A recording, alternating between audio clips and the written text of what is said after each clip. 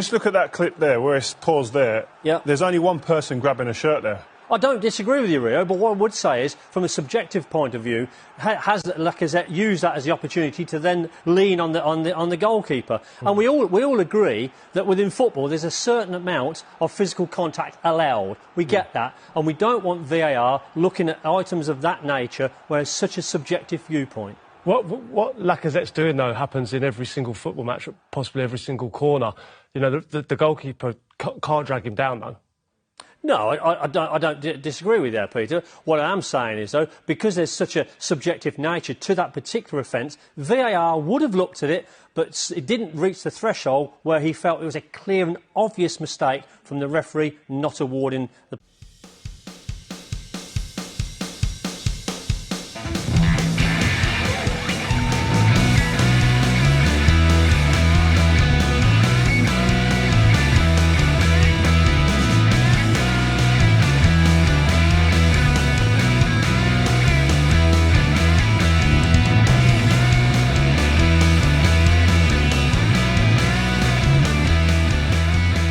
Alright guys, welcome back to the 3 Points Podcast. I'm your host Marc, and I've just sat through the 90 minutes watching Aston Villa versus Arsenal. The game ended up 1-0 and I'm not too happy. And first of all, I was already not happy with the performance and the way the match happened, but something that really infuriated me after the game was going back to the BT studio, BT Sports studio, and Rio Ferdinand and Peter Crouch, and analysing this foul on Lacazette from Emi Martinez. Emi Martinez is pulling Lacazette by the shirt and brings him down to the ground. VAR, the referees have a look, no penalty. My opinion is, normally, you know, any other team, that's a penalty, right? At the end of the game, Peter Crouch and Rio Ferdinand are saying, yep, that's a clear penalty, I don't know why. Let's go to Peter Walton, who's representing all the referees for BT Studios, and let's see your opinion. Is it a penalty?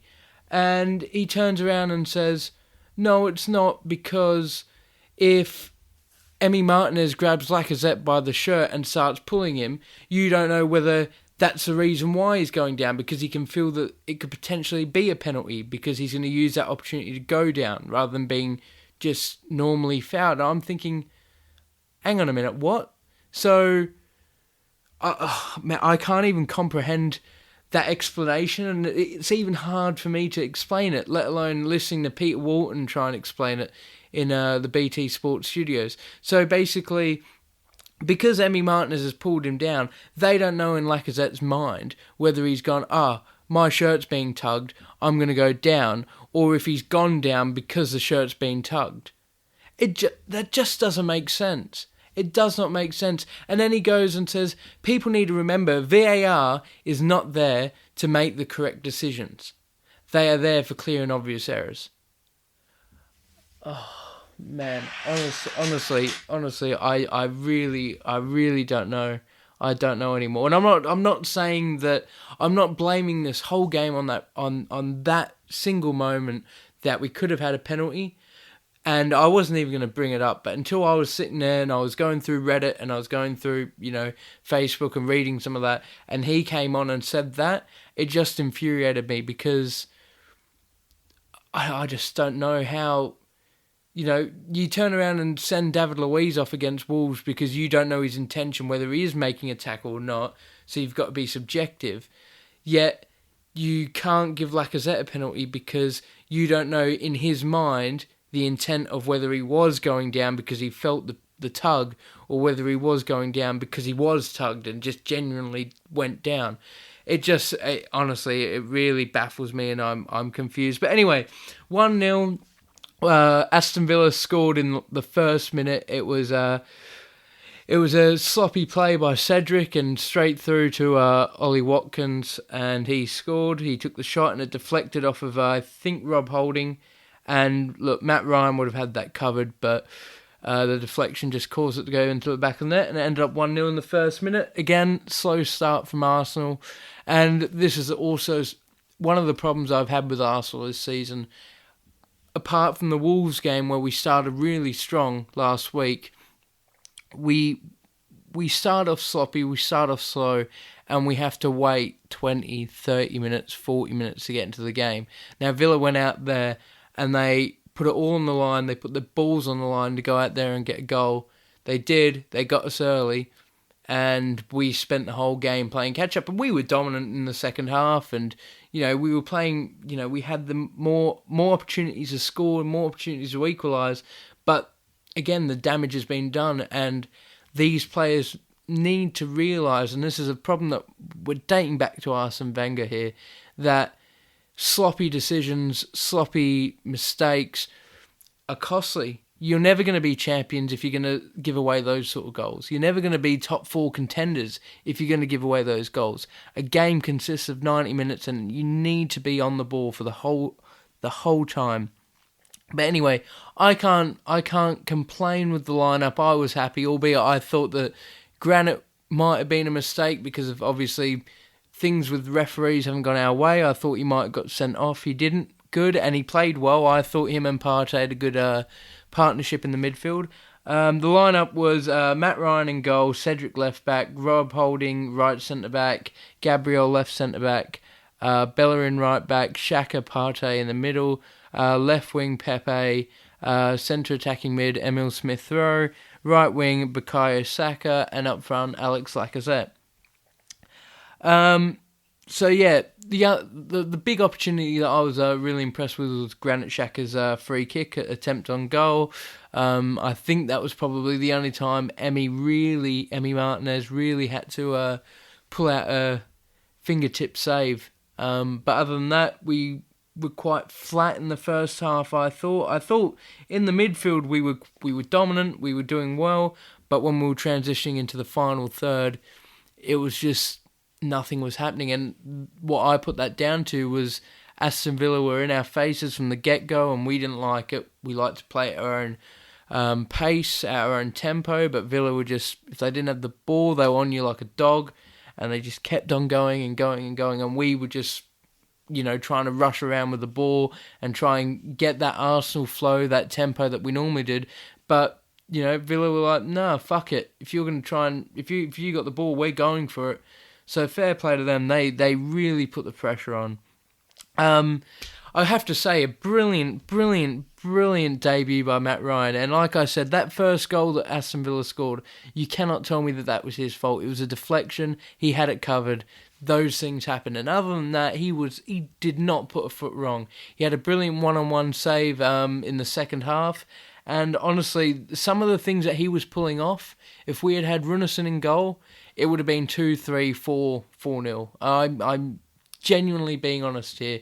Again, I still think Bernd Leno is our number one goalkeeper, of course, but it's more, satisfying and comfortable to think, right, if Leno does get suspended like he has, or does get injured, we have someone similar to Emi Martinez last season to step in and be a decent filling keeper, because Runarsson against City, I don't think he was that good. Obviously, and as Arteta's come out and said, he was originally signed as the third goalkeeper, but in the summer, we just didn't get our second goalkeeper, which was David Raya, I think, from Brentford.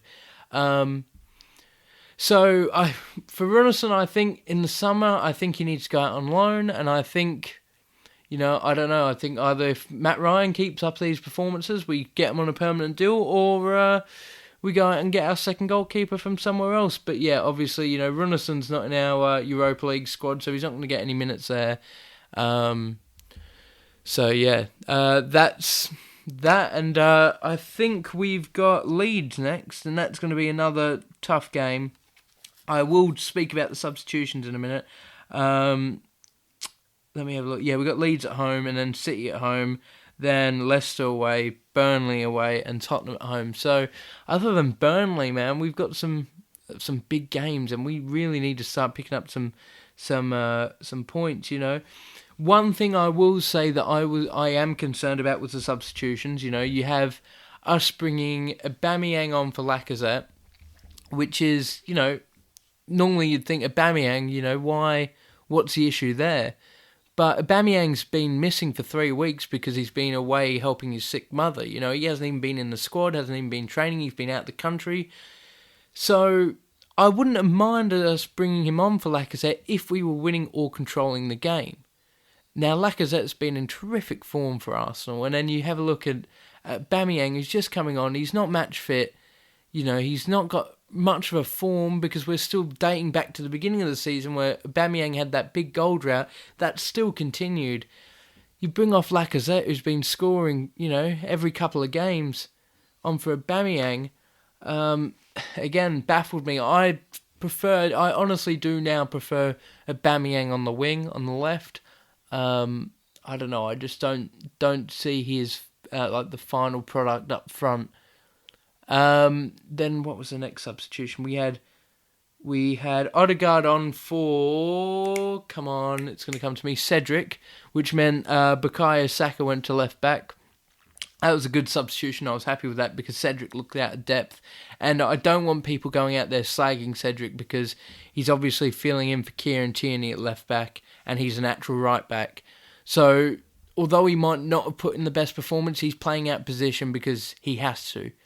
And when he's played at right back, he's been brilliant. So we can't be mad at him because he's, it's not as if he didn't try, it's just he's out of position and anyone is going to find it difficult to play in position, So Odegaard came on, Saka went to left wing back because he's versatile as fuck, which was disappointing in that aspect that we didn't have Saka up front as that goal threat that we've had all season. But when you have Martin Odegaard coming in, that's also a positive. He had a couple of good chances. One really big chance that he completely missed, but had a lot of power behind it, which was disappointing. But he's looking good, and I hope that he starts against Leeds because we need to start getting him fit, especially with this run we got coming up with City, Leicester, Tottenham, etc.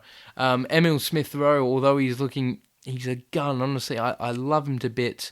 He's looking exhausted out there, man. This is a 20-year-old who, before the January window and towards the last week of the January window, had no sort of any squad depth in that position. It was just this 20-year-old Emil Smith-Rowe who'd broken into the first team and been like, you need to be the one to fix it. Now we've got Martin Odegaard in. It's time we give Smith-Rowe a bit of a chance to have a breather, have a rest, and come in refreshed in a couple of weeks, especially with the Europa League coming up. There's plenty of opportunity for both of them to play. But Smith-Rowe, at the age of 20 and playing such an important role for a top six side as a cam, you look at De Bruyne, Bruno Fernandes, all these sort of players, he needs a rest at his age sort of thing. So we need to get Odegaard running. And the final substitution was Partey got injured. I'm hoping, touch wood, that it's not a serious injury because honestly he's such a key figure in that midfield, him and Xhaka. And Willian came on. Now Willian, he had a decent game against United. I'm not gonna lie. He had a decent game. That was one of his better performances. But I haven't seen enough from Willian to warrant him starting ahead of either Dani Ceballos to come on for a midfielder, or if you're going to bring on a winger, we had Gabriel Martinelli, who's honestly, he's playing with so much energy and so much drive, and him and players like Kieran Tierney, Bukayo Saka are just, they roll up their sleeves, as Ryan Carter said on Instagram, shout out Ryan, and they go out and they put a shift in for the club. That is what we're missing, and we're going back to this 3-game, on the bounce. You've had United draw, Wolves loss with 2 sending offs, and Aston Villa loss with a sloppy goal. Now, this is where the issues are, is Kieran Tierney. We've really missed him. We are really missing KT. People think that, he's just a left back, but honestly, you see the dedication that he's got in, future captain for the club, driving the ball forward, creating chances, coming back on defence. He is just, honestly, he puts in 110% no matter who you're playing, and that is every game. And it's not often you get to say that about a player. He's a true workhorse, and we need him back ASAP. You got players like Willian coming in ahead of Martinelli. These are the players that before we beat Chelsea on Boxing Day were coming in and not putting that shift in. Aubameyang wasn't scoring. Willian wasn't scoring, wasn't creating. Martinelli came in and he was looking better. He was creating more chances. And these are the players that put Arteta in the poor run, and now they're coming back out. So, honestly, this season now, yeah, look, top 4 is not going to happen. It's just going to be something that we have to accept. Top 6, hopefully we can finish in the top 6. Europa League is going to honestly be our best bet to getting into the Champions League. However, I think this summer coming up, I think that is when we will finally have a side that Mikel Arteta will be happy with, because what the issue is that what we've got on the bench, I don't think Mikel Arteta really wants to have Willian on the bench. I think he'd be wanting to drop players like Aubameyang or drop players like Ceballos, but we have no other options. If they're playing poor, we have no other options. Literally, you look at our bench and you look at our squad, we have no other options. There's not a lot of squad depth there. So I think he needs to... He's got the first team, albeit he needs to improve a couple of areas. There's talks about improving at right back, central midfield next to Partey, an attacking midfielder if Martin Odegaard doesn't start, and a potential, striker if Lacazette doesn't stay. So there's a lot of first team players that need to move on, or could move on in the summer, and we can replace with signings. However, there are some signings that we can get that can just sit on the bench, but they are solid. They have that mentality that the youngsters have, and Kieran Tierney and Rob Holding and Leno and all that sort of stuff. So, look, it's just one of those games. Again, the thing that wound me up a lot was what Peter Walton said. Not that it should have been a draw because of the penalty. To be honest, regardless, I wouldn't have really spoken about the penalty on this episode. All I'm saying was I was listening to Peter Walton talking about the VAR and how you need to think about what they're thinking in their mind, and I'm thinking, what an absolute fucking dinosaur this guy is, honestly. Anyway, I'm going to quickly read out what Ryan Carter had to say about the game. He's a fellow Gooner, so shout out to him. Done with this poxy team and its flaky players. Delivery into the box was dreadful, and he takes our best striker off, being Lacazette, for Aubameyang, who is non-existent. Didn't even touch the ball, and don't get me started on Willian. His substitutions scare me. We are losing, so bring on players with some drive that can put the pressure on. Not Willian, who can't cross a road. Can't cross the road. Okay, gotcha. Agreed about KT. Someone who rolls their sleeves up and gives a shit about this club, because I said, we are missing KT as well. Look, it's now we got to again.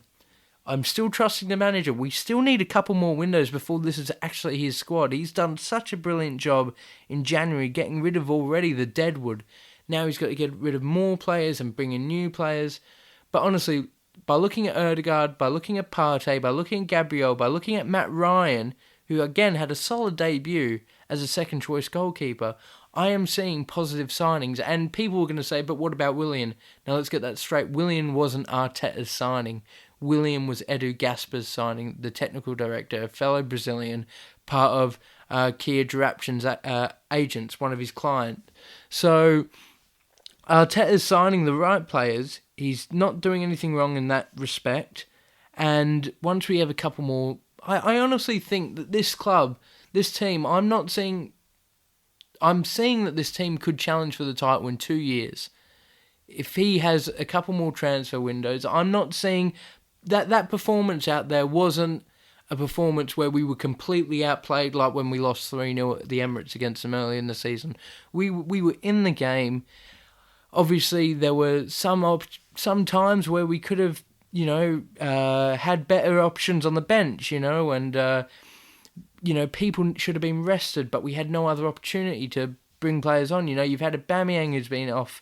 Odegaard's getting match fitness. You got KT injured, 2 suspensions. Although David Luiz wouldn't have played, but I think we're still moving in the right direction. I hope people get behind Mikel Arteta, because it's not going to be, like I said from the first day of the season on the episode of the 3 Points podcast.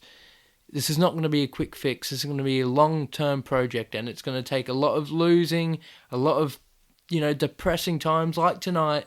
but in the long run, it's going to be good. So that's my take on the game, and look, now I'm going to go and watch Newcastle versus, who are they playing? I should know because I'm about to watch them, because I'm interested to see how Joe Willock goes, because he's on loan there. He's playing Southampton, so I'm now a Newcastle and West Brom fan till the end of the season for Joe Willock and Ainsley Maitland-Niles, because I want to see them do well. But anyway, guys, thanks for checking the episode out.